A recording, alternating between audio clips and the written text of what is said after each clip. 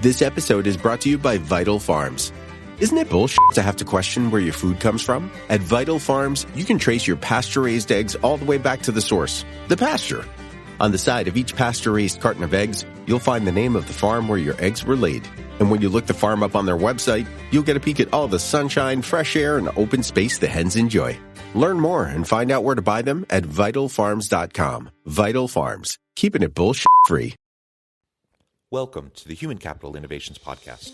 We're your source for personal, professional, and organizational growth and development, where we share original research, explore industry trends, and interview executives and thought leaders from across the globe. We hope you join us often for practitioner-oriented content around all things related to leadership, HR, talent management, organizational development, and change management. Maximize your personal and organizational potential with Human Capital Innovations Podcast.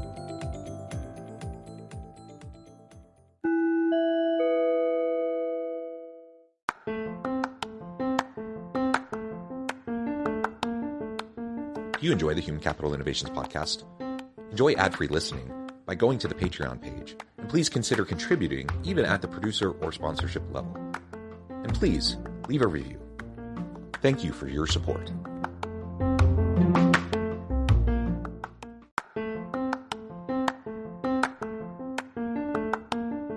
Welcome to the Human Capital Innovations Podcast. In this CI podcast episode, I talk with Erica Anderson about her new book, Change from the Inside Out, Making You, Your Team, and Your Organization Change Capable.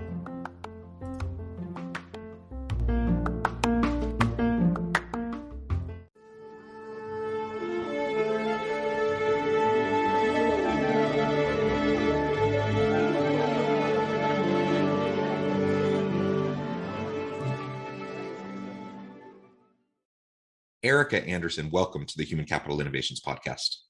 Thank you. I'm thrilled to be here. It is a pleasure to be with you today. You're joining us from upstate New York. I'm south of Salt Lake City in Utah.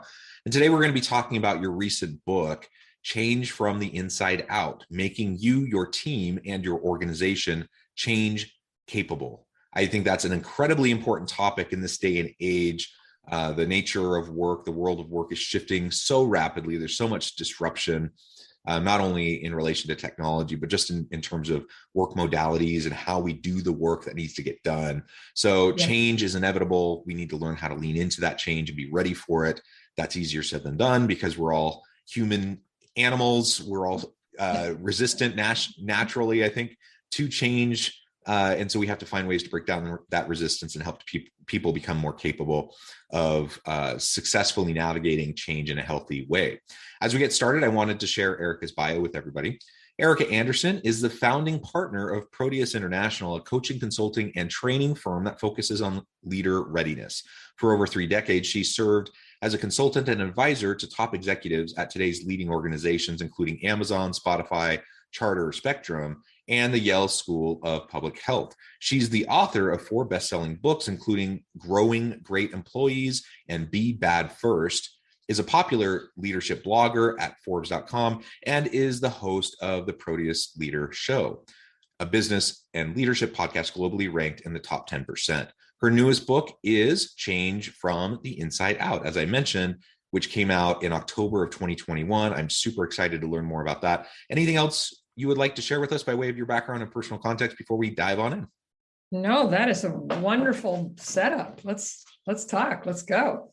All right. Well, whenever I'm interviewing authors, I always like to start by just asking about why this topic, why now? You've been doing this work in this field for a really long time. What was the impetus for the efforts you put into writing this book? Because I know it's a Herculean effort to get all those thoughts down, to write something and to send it out there into the world. So tell us more about your process and why this book right now. Yes, as an author yourself, you know that process. So I always write books when I get curious about something and I want to crack some kind of a code. So in 2018, and we at Proteus have had a change practice for over a decade, almost 15 years. And we have, I'm sure we'll talk about it, we have a good process that integrates the practical kind of nuts and bolts side of making organizational change with that key human side that a lot of people don't even focus on. So we were doing a good job. And I noticed that people still had a hard time. People still, as you said, we're all human animals. It's hard. And so two things I got curious about. One is, why is change so hard for us? And the other was, what actually happens when a human being goes through a change psychologically and emotionally? I felt like if I could find good answers to those two questions, it would be very helpful to people. It would help not only leaders and framers of change, but also anybody who needs to go through change, which is, as you said, everybody, right? So that's what really led to the writing of this book, and I think I found good and useful answers. Yeah, excellent. And the timing's really good and important because of what we've been dealing with the last couple of years with the pandemic, which has only accelerated us into change, especially in the world of work and the shifting nature of the work that we do. So professionally, the change that we've all been experiencing, I think, has been tremendous. And of course, in terms of our families, our home life, our community life, our personal lives, those changes have continued to happen as well. So like you said, resistance to change, that's nothing new. We've known that that's a big barrier to effective implementation of change initiatives for forever, because they're always just so hard.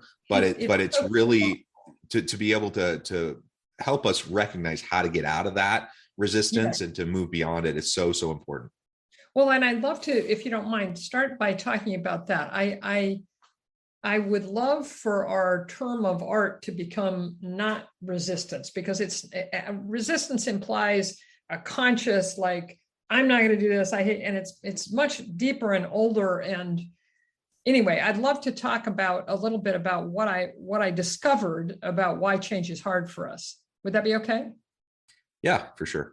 Okay. So as I started thinking about it, I looked at history. History is such a good place to look for why we are now. It often arises out of what we've been, right?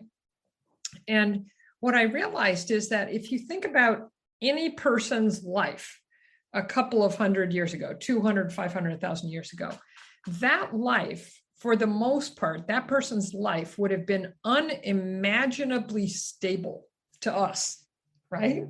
They would have probably grown up in the same place their parents grew up. They probably would have done the same work their parents did, eaten the same food, gone to the same church, lived in the same town.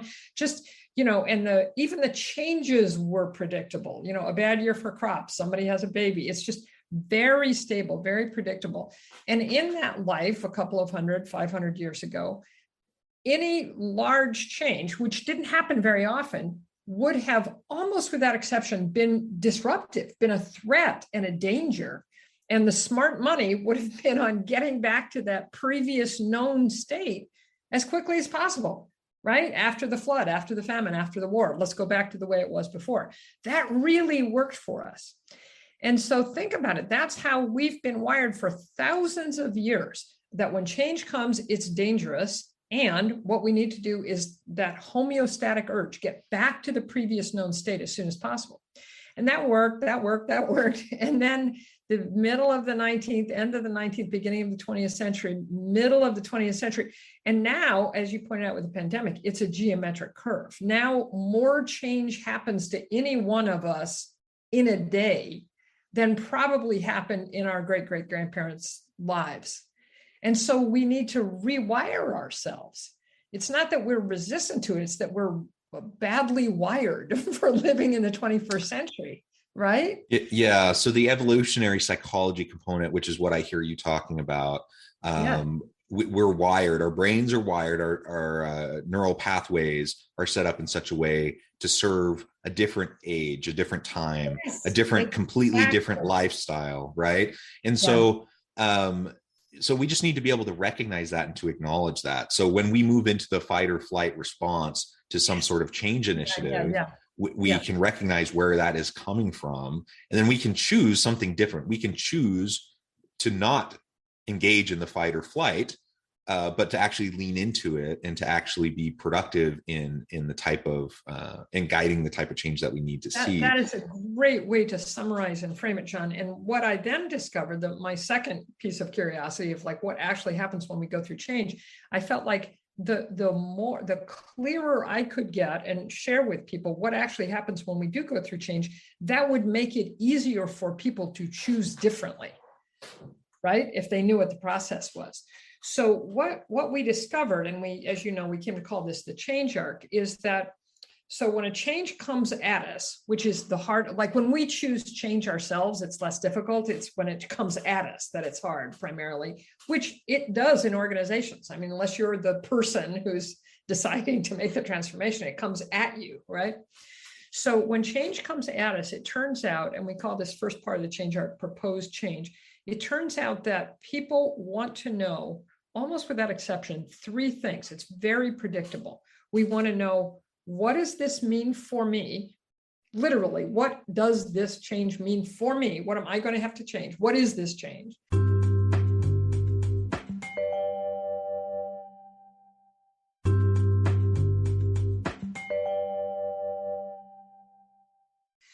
Second, we want to know, why is it happening? Because we have this strong preference for the status quo, most of us, it's like, give me a really good reason, or I'm not even going to listen to this conversation. So why is it happening? And then the third thing we want to know is, what will it look like when it's done? I mean, as you know, as a psychologist, people have a really deep fear of the unknown. So if you tell people they're going to have to change and you don't tell them what it's going to look like, it's like, just walk over into that dark alley in the middle of the night. It'll all turn out okay. So people want to know what the future is likely. They don't even need certainty. They just tell me what the future is likely to look like after this change. So people start to ask those questions, and we call that change resistance, but it's just this normal human, there's some things I want to know here before I sign up.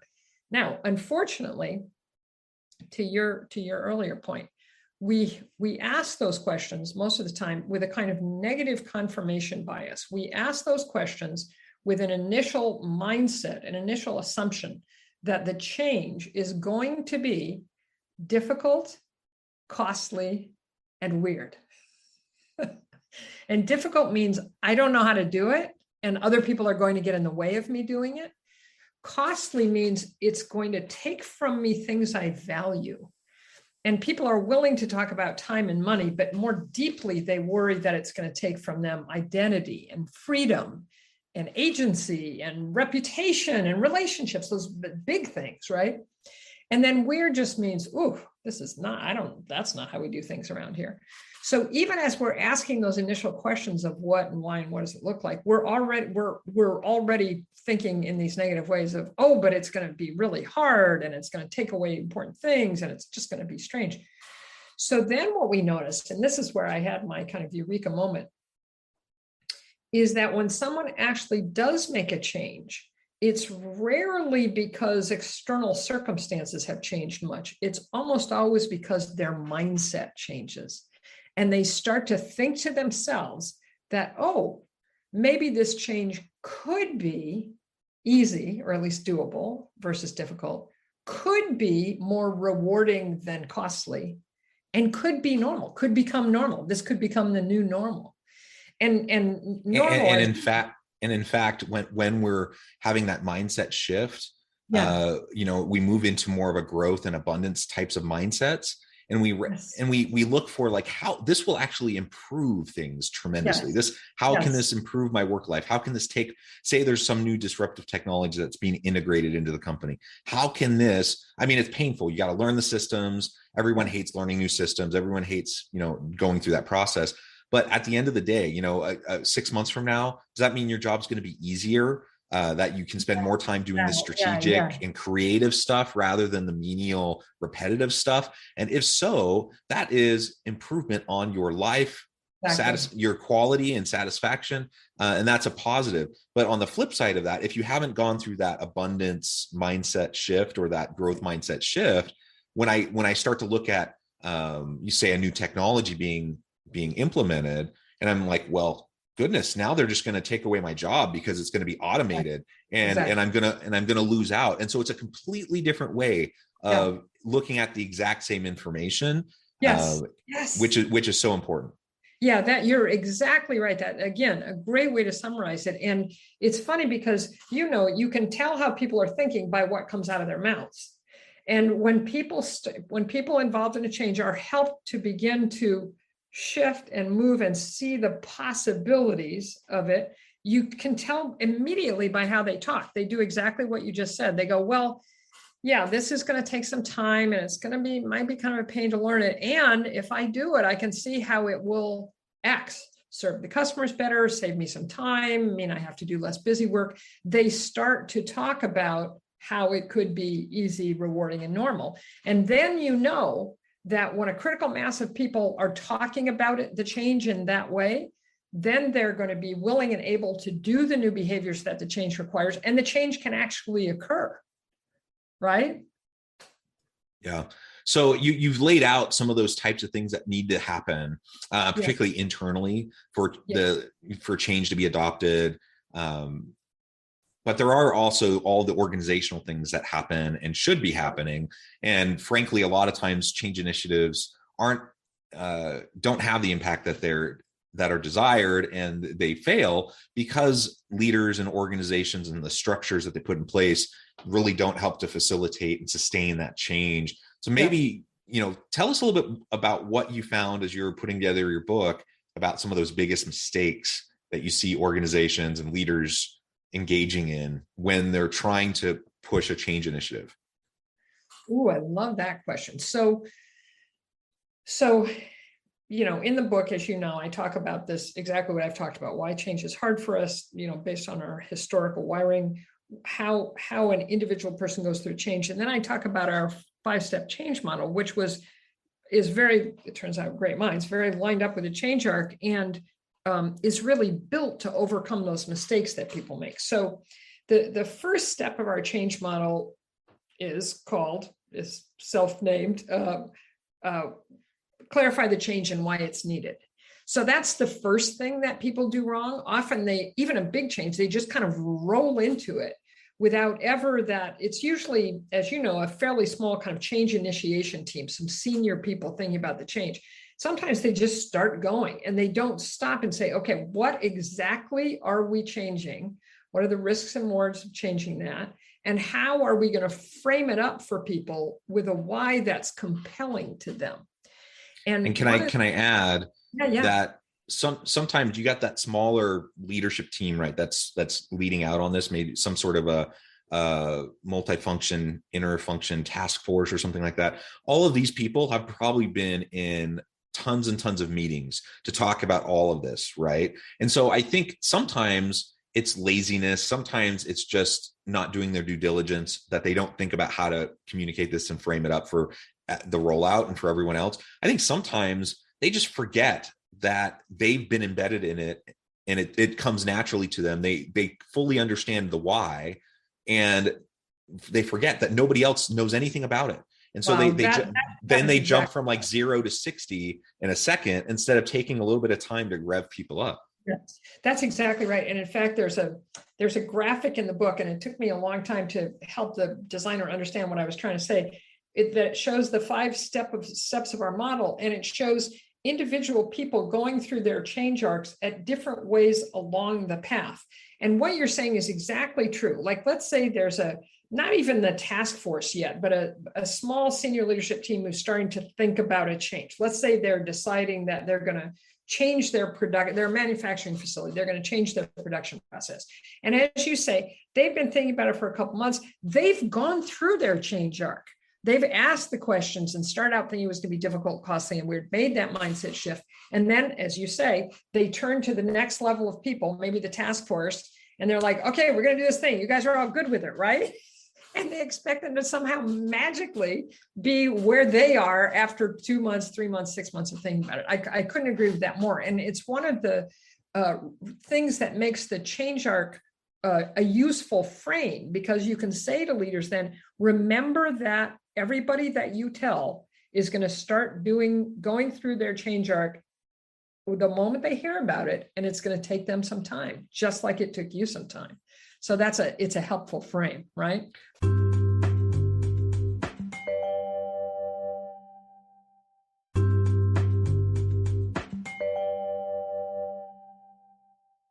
And to also recognize that people process things at different speeds. At different And speeds. to make it personal for a second, I just think about me and my spouse. We've been married about 20 years. We know each other very well. We have very different personalities, very different styles. And I tend to be more, I would still say I'm a bit risk averse. I don't like to take, crazy risks, but I also don't mind trying things and, taking reasonable risks and whatever. And my wife is much more risk averse than I am.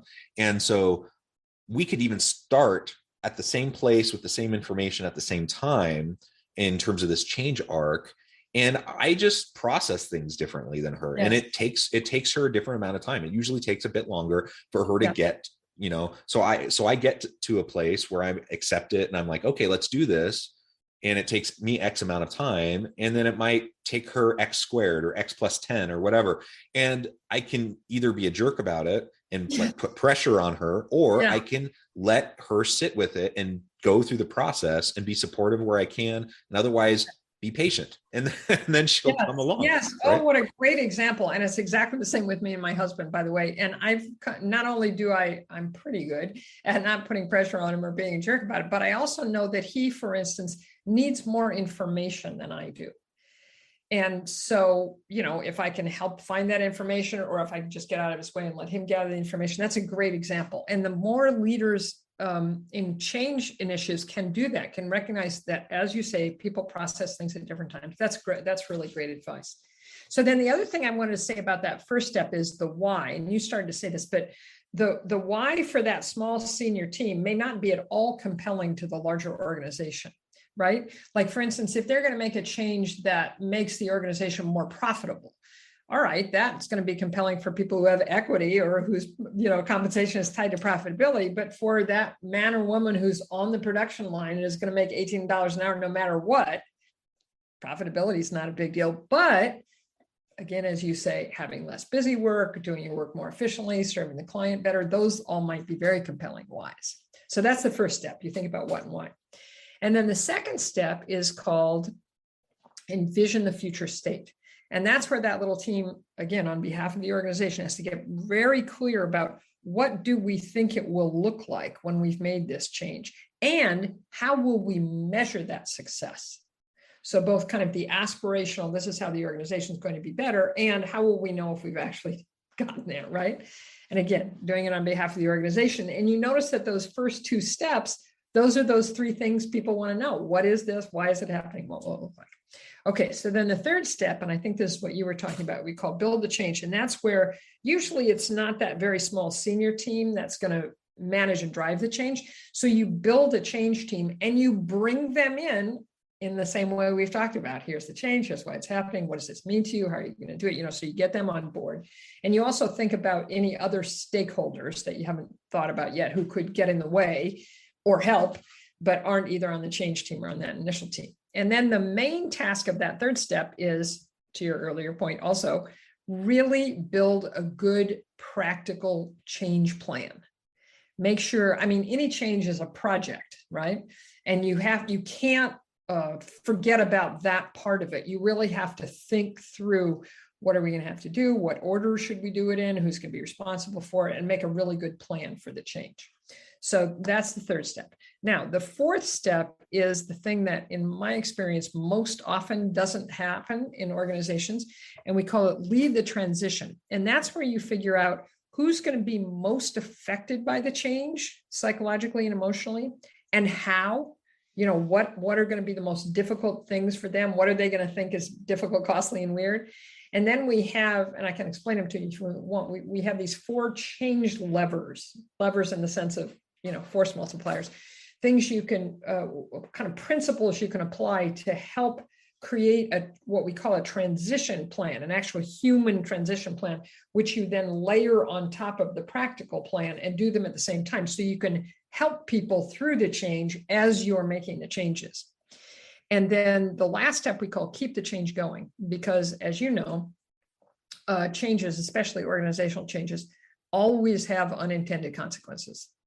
And so if you just make the change and walk away, you're going to miss a lot. It's likely to fail. And if you keep your eye on the ball, one of the great things is the where you usually find out, if you're listening, that things aren't working as well as they should, is from the people affected. So, right. So you get their input, they feel engaged and like they have some agency, you get their recommendations about how to make it. So you make sure that the change is successful. The other thing that you can do in that fifth step is look at the overall organizational impediments to change. When you try and make any large change, you notice that there are things in the systems and processes, things in the structure, things in the culture that have gotten in the way of this change, but will also get in the way of all future changes, right? So this is a good time to look at those and repair those. So I feel like I think has a lot of places where, okay, here's a mistake you could make, here's how not to make it, you know? Yeah, and having a culture developed in your organization of change readiness and change capability, I think is really vital, because like we've been saying this entire episode and this entire conversation, change is inevitable. The rate of change is only increasing, even exponentially, over the last couple of years. And so we need organizations, we need teams, we need individuals on our teams that are ready to lean into the change. And if that's not there, then we need to take the steps now so that we are more ready for the next time. And like you said, when you're going through a big scale initiative and things aren't working and you hit those barriers, and there's those gaps that get identified, lean into that, like actually identify those, recognize, like we tend to get self-conscious, we get self-protective when we start to see, what we call failure, because something's not working the way we wanted it to. And if I'm in charge of that thing that didn't work the way we wanted it to, now I'm all of a sudden I'm afraid of my job, or I'm afraid of, someone thinking I'm not capable. And we need to get past that. So if we can get past that, so we can just acknowledge what's happening, so that we can change the systems for the next time, we're going to be in such a better place. Yeah, I love that you keyed into that. And there's a part in the book, and when I'm talking about step 5, when I talk about exactly that, and I say, when just what you said, if somebody's in charge of a certain part of the change and it's not going as planned or it's not going well, it's so easy to get into that, again, negative, restrictive mindset. This is difficult, costly, weird. So you have to make that same mindset shift relative to changes. It's like, oh, but if we can make it better, that would be better. And it might take time. It might be a little embarrassing, but it'll be better. It'll take us to a new normal. So helping people, it's like, teaching people how to fish versus just giving them fish. That's why we've ended up using the word change capable. It's like, okay, use this change to get good at change, so that subsequent changes that are a result of this changes that have nothing to do with this change, you'll be better able to deal with them going forward. Right? Yeah. I love it. Well, Erica, I note the time. I'm going to have to let you go here in just a minute and get on with your busy day. But before we wrap things up for today, I wanted to give you a chance to share with listeners how they can get connected with you, where they can find your book, and then give us a final word on the topic for today. Okay, wonderful. So you can go to my website, which is easily spelled my name, ericaanderson.com. And also my Twitter handle is Erica Anderson. And you can find the book there, or you can find it at Amazon. It's, hard copy, electric, audio, which I recorded. So if you want to listen to my voice for 8 hours, you can do that. And you can also go to our business website, which is proteus-international.com, and find out how we work with clients and what we do.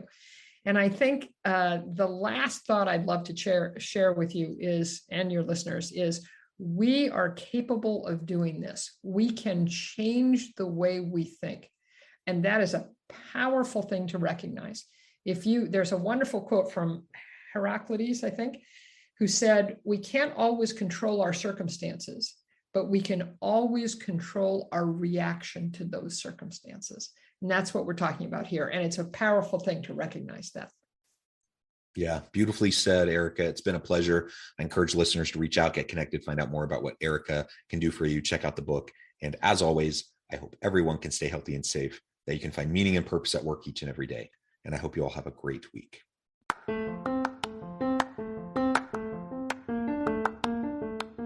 If you enjoy the Human Capital Innovations podcast, enjoy ad-free listening by going to the Patreon page, and please consider contributing even at the producer or sponsorship level. And please leave a review. Thank you for your support.